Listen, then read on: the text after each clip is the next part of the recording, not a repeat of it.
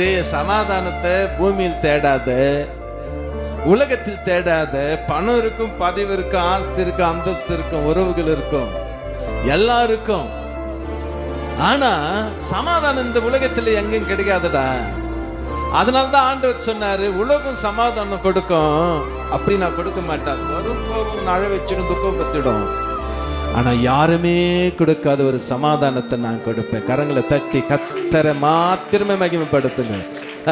எங்க தேடணுமா சமாதானத்தை? ஆலயத்துல தேடணும். இப்ப நம்ம எங்க தேடுறோம் சமாதானத்தை? சமாதானத்தை நம்ம எங்க தேடுறோம் சொல்லுங்க பார்க்கலாம். வீதியிலே, தேசத்திலே, தெருக்களிலே, வீடுகளிலே. என் அருமையான தேவப்பிள்ளை, உலகத்துல இந்த பரம்பொருள் இயேசு கிறிஸ்துவின் சமாதானத்தை நம்ம தேடுகிறோம். ஞானம் அடைந்தவன் எங்கே